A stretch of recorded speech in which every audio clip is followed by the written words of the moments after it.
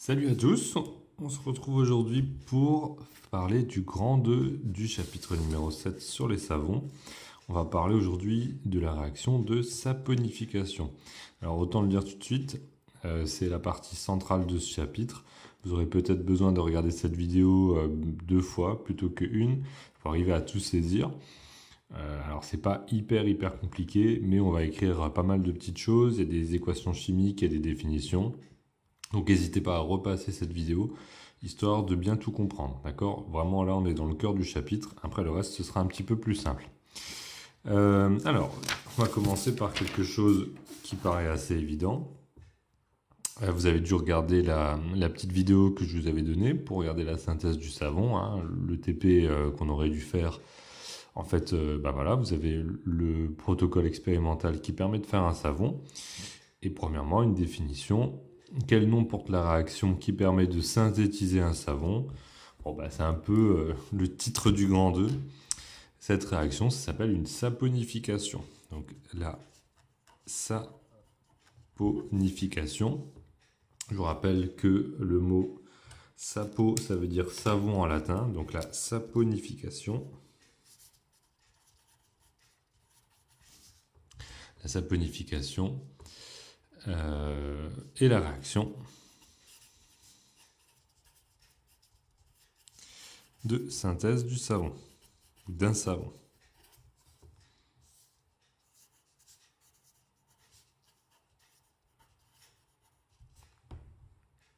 D'accord? Donc réaction de synthèse d'un savon égale saponification.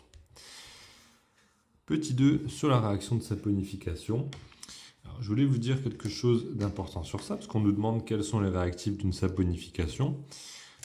C'était d'avoir d'abord à l'œil ce qu'on avait vu dans le chapitre 3.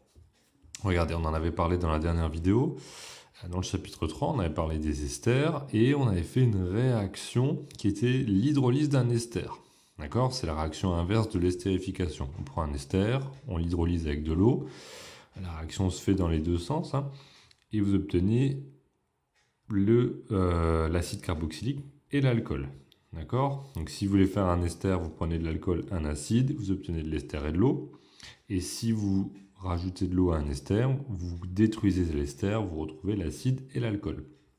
Et bien ici, ce qui nous intéresse, c'est presque ça.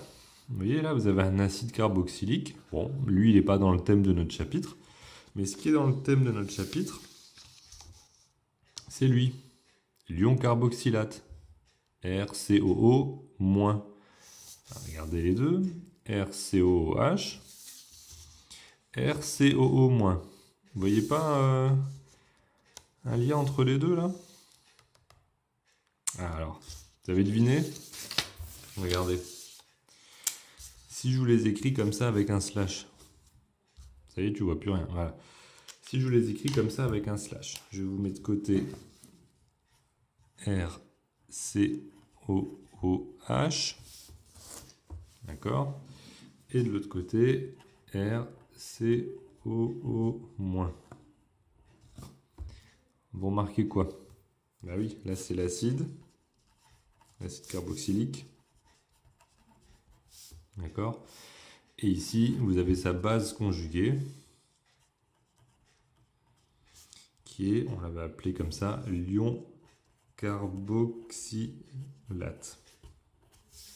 Donc en fait, on a un acide, on a une base. Nous, ce qu'on veut obtenir ici, c'est lui, c'est notre savon. Hein. Si je vous l'écris en formule hop, comme ceci, vous le reconnaissez, RCO-. C'est lui que je veux obtenir. Alors, je suis pas très loin de l'obtenir dans cette réaction de départ. Hein. Vous voyez, ici, je suis pas très loin de l'obtenir. Normal, j'utilise de l'eau. Si je voulais obtenir une base, eh ben, il va falloir que ici, j'attaque l'ester, non pas avec de l'eau, mais avec une substance basique. Vous allez voir. On est ici. Quels sont les réactifs lors d'une saponification? La saponification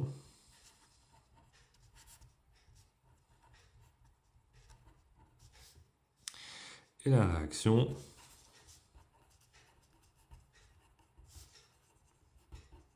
entre deux choses.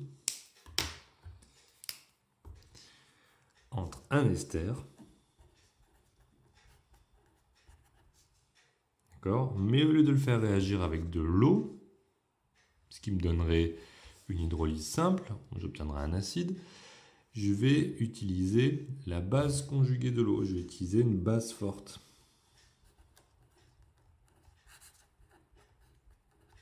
D'accord?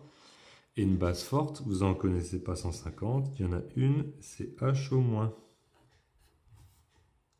D'accord? Donc finalement, je vais refaire quasiment la même chose que dans le chapitre 3. Je vais faire l'hydrolyse d'un ester, me l'utiliser de l'eau, je vais utiliser H au moins. C'est quasiment la seule chose qui va changer. D'accord? Donc la saponification, c'est la réaction entre un ester et une base forte. Je vais écrire ici, on parle d'hydrolyse basique.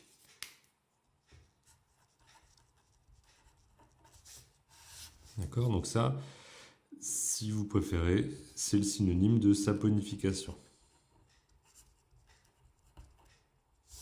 D'accord? Hydrolyse basique, c'est une saponification. Bon, on va voir ce que ça donne avec les formules chimiques de nos différents composés. Alors, comme je vais écrire une réaction chimique, je vais mettre déjà un petit plus. D'accord, je vais utiliser les deux réactifs. Alors, qu'est-ce que je prends et je le fais réagir avec quoi? Je l'ai dit, je prends un ester. D'accord, j'ai écrit la formule classique d'un ester. RCOO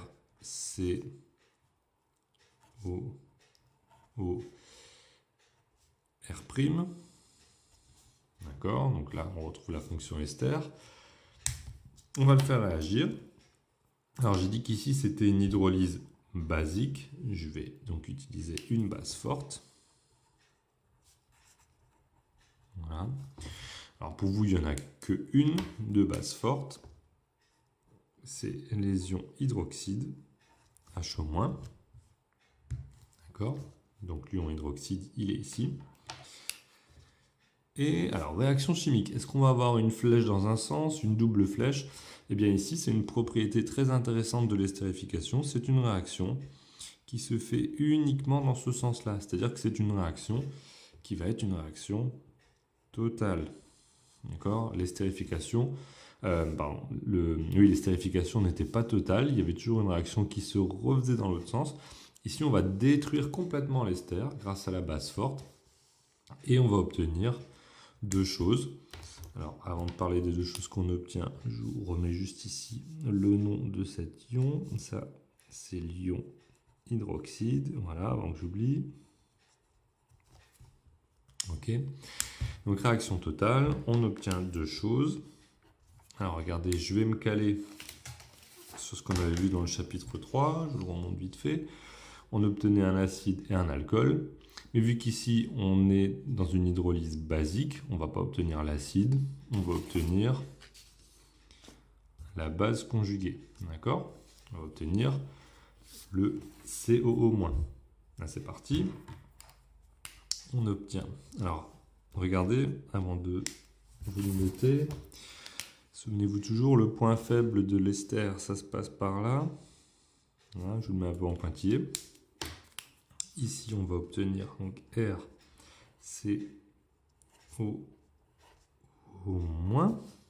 Très intéressant pour nous puisque c'est la partie importante de notre savon. D'accord? C'est l'ion carboxylate. Voilà, j'ai cherché mon stylo.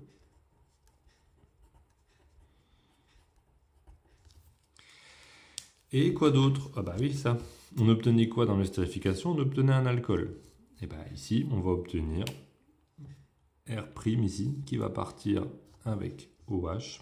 Ça va bien nous donner R', OH, ça va bien nous donner un alcool. Je l'avais dit, il n'y a qu'une seule chose qui change, la base forte. Et au lieu d'obtenir l'acide, on obtient une base en contrepartie. Donc ça, c'est toujours l'alcool. D'accord? Vous pouvez faire une petite astuce pour vérifier que vous ne vous êtes pas trompé. dans une équation chimique, il faut toujours que ce soit équilibré, c'est-à-dire qu'il ne faut pas qu'il y ait d'atomes qui apparaissent entre la gauche et la droite, comme il ne faut pas non plus qu'il y ait des petits plus ou des petits moins qui apparaissent entre la gauche et la droite. Ici, si on regarde sur le côté gauche, là, du côté des réactifs, lui est neutre, lui est moins, donc ça fait un moins. Je regarde à droite, lui est neutre, lui est moins, il y a toujours un moins. D'accord? Donc mon équation est bien équilibrée. Je n'ai pas perdu d'atomes et je n'ai pas perdu de charge dans la manœuvre. Voilà. Alors pourquoi faire cette équation? Pourquoi faire cette réaction? Eh bien, c'est pour l'huile. D'accord? C'est lui qu'on veut obtenir, l'ion carboxylate, puisque c'est lui qui fait partie du savon. À retenir, quelles sont les propriétés d'une réaction de saponification? Je vous l'ai dit, hein, c'est une réaction qui est totale.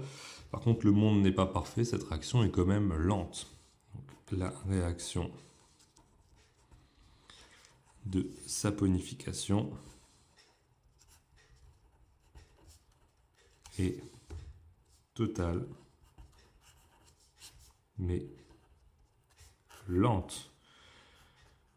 Bon, alors on connaît quand même des solutions pour accélérer des réactions qui sont lentes. Je pense qu'à ce stade, vous connaissez quelques astuces pour accélérer une réaction qui est lente. On va changer de feuille. Hop. L'astuce la plus simple, tout simplement, ça va être de chauffer. Hein. Si vous avez regardé la vidéo, la saponification se fait en utilisant un chauffage. Alors, chauffage à reflux, ça marche bien et ça permet d'accélérer la réaction. Sinon, la réaction se fait quand même, mais il faut attendre plusieurs jours. Alors, si vous voulez un petit aperçu de ce qu'on peut faire avant de regarder l'entraînement 1, vous pouvez faire pause. Vous essayez de faire l'entraînement numéro 1 tout seul. Voilà. Si vous y arrivez tout seul, c'est parfait. On vous demande d'écrire la formule de cette molécule-là. Donc si vous savez plus, regardez votre chapitre 3 sur les esters. Voilà, je donne un peu la réponse. Là, en tout cas, c'est ici qu'il faut écrire sa formule. Et après, il faut écrire sa réaction de saponification. D'accord?